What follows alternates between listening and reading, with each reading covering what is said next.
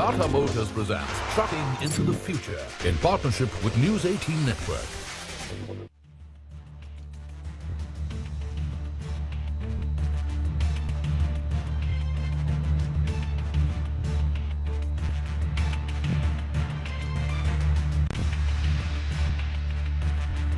Schedule. Today there was a lot of focus today in this event on the national logistics policy, on trucking into the future. That is the big theme. What are the big trends in the commercial vehicle industry? Yours is a ministry, and you yourself have focused so much on vehicle safety, road safety, shift to electric vehicles, alternate fuel vehicles. All of this we are going to see in the next few years. There are a lot of things which are underway. PM Gati Shakti, national logistics policy has happened. Scrapping was a very big part for the growth of the commercial vehicle industry. That policy and its contours are already into place. But let me begin by asking you, commercial vehicles are always said to be the barometer of economic growth.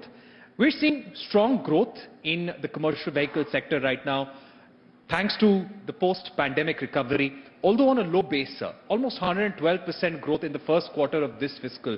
If I were to ask you, how do you see the truck industry, the commercial vehicle industry grow? What would be your outlook? Actually, the size of the automobile industry, actually total size is the turnover of 7.8 lakh crores. And out of which 50%, the export is 3.5 lakh crore. And growth of automobile is just 10% per year. We are the #1 manufacturer of two-wheeler in the world, 7th largest commercial vehicle manufacturer, and 4th largest passenger vehicle manufacturer. Now the growth of commercial vehicle industry in 2022, it is 7.16 lakhs. And 2025, we are expecting 12 lakh. Approximately, it is 85% rise in exports from 21 to 22. The Niti Aayog report that number of trucks in India will grow from 4 million in 2022 to 17 million by 2050. Because we are the fastest growing economy. And now we are the #5 as far as the growth is concerned in the world. And the most important thing is, there is a good competition. First of all, presently in the road infrastructure, there was a lot of problem because traffic jam, congestion, delays, that was the problem. But now we are making 27 express highways. Now Delhi to Mumbai, it will be 12 hours. And Delhi to Meerut, previously it was 4 hours, but now it is 40 minutes. Then the way Bangalore to Chennai, that is also within 2 hours. And now we are making special road from Surat to Nasik, Nasik to Ahmednagar, Ahmednagar to Solapur, and Solapur to Kannur. Then from north to south, you don't need to go to Mumbai and Pune. It is going to reduce the time and also reduce the kilometer, because it goes through, because Mumbai and Pune there is a lot of congestion and also air pollution is there. So my suggestion is, by developing this new road infrastructure, we will reduce the time, reduce the pollution. But regarding road construction, there is good development. But at the same time, we need to concentrate on fuel. Now already in Indian scenario, the things are moving very fast. Now actually diesel and petrol is a hazardous fuel. And I have a very strong reaction about it. And now this is the time that we can give alternative fuel. For example, now electric truck from 3-4 manufacturer is ready. They are in position to launch that. Then trolley bus and even electric cable, we can run the truck on the basis of that. My idea is to first e-highway, making it from Delhi to Jaipur. The road is ready, the new highway, and we will open just 2-3 months after that. And we want to make it e-highway. So for passenger and for goods, it's really good.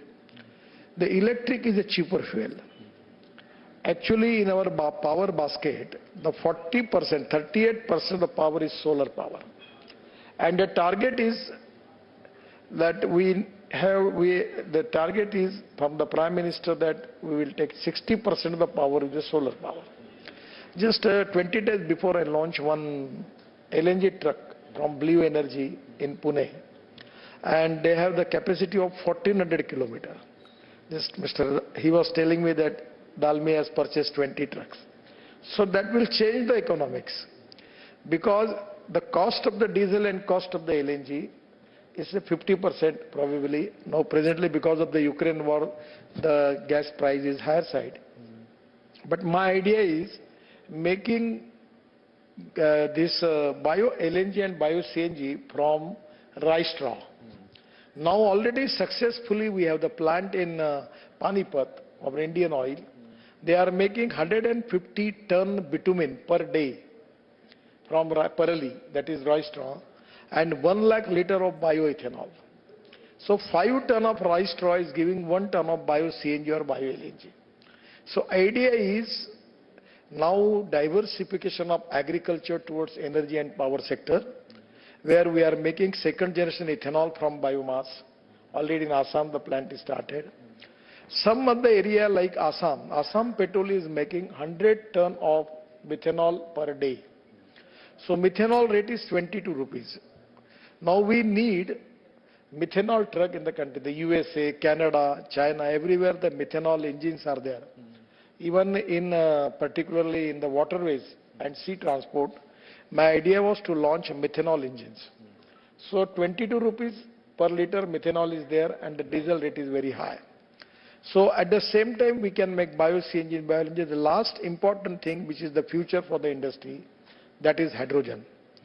We can make hydrogen from coal, that is black hydrogen, from petroleum, that is brown hydrogen, and we can make green hydrogen from water.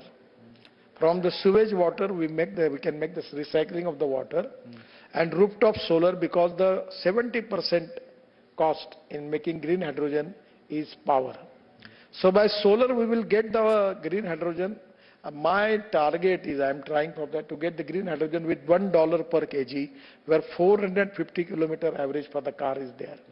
Now the lot of automobile companies, they are making hydrogen fuel cell technology is there, and so buses and trucks, I am expecting within a year there will be lot of trucks and buses with the hydrogen.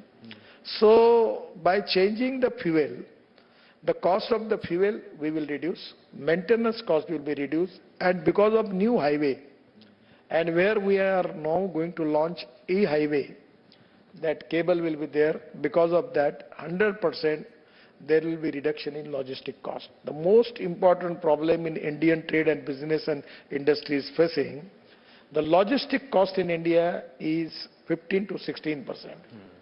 In the European countries it is 12%, and particularly in China it is 8 to 10%. The Prime Minister in his inaugural speech, he has given the target to make it single digit, 9%. But I am confident within 3 to 4 years it will come to 10%. So we are have the target of 9%. But 100% we are going to reduce the logistic cost, and which is very important for our exports. We will be more competitive, more industries will be there, more productivity there, and more employment potential and more growth will be there.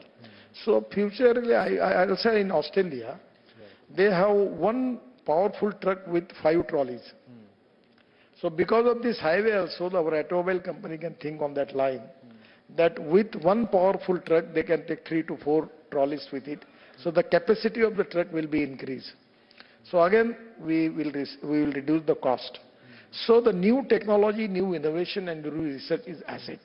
We are already in electric, ethanol. Now actually tomorrow our program was to launch a flex engine car of Toyota on 100% bioethanol. So but they will come that there are a lot of changes, and I feel that we will reduce the cost, and at the same time this industry, now our mission is to make automobile industry #1 manufacturer hub in the world. And within 5 years, we will make this industry of 15 lakh crore, all majority reputed brand in the world present in India. And I feel that the future is very bright. The last point is very important. The 5 new trucks whatever the pollution they are creating as compared with old truck is creating that much pollution. So as far as our scrapping policy is now there, I feel that this is the time, as far as the fuel consumption is concerned, pollution is concerned, the economics is concerned. Now this is the time that we have to scrap old trucks. And that's the reason I am requesting the automobile industry that if anyone can scrap his truck or bus, then we are now requesting them that because of this we are going to increase the sale by 28%. Because the one truck is scrapped, 100% is going to purchase new truck. So this is too very beneficial. So state government and central government will get GST. Right. That is also a big income. And the automobile industry get good turnover. So my suggestion is the person who have got the certificate of scrapping the truck or car, if there is some incentives from the manufacturers, it can also be a good thing. Right. So all this process, logistic cost, it is going to reduce the air pollution and it is going to increase economic viability. Right. Gadkari ji, you spoke about scrapping and you said that you hope that OEMs can also give some incentives.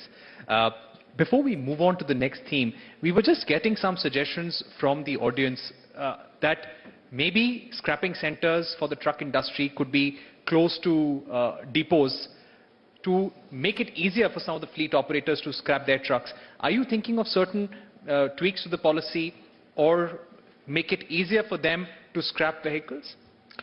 Actually, frankly speaking, we have import of copper, aluminum, rubber, plastic and steel.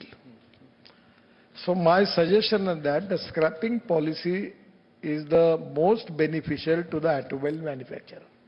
Now in every district, we can open 3 scrapping centers. The economic viability is there. The fitness center and scrapping center. The problem is that where I am expecting from the automobile industry, if they can make the joint ventures in different areas, they will get aluminum, steel, copper, rubber and plastic with a very, very reasonable rate. Actually, what my prediction about is that they can reduce the cost of their components by 30%.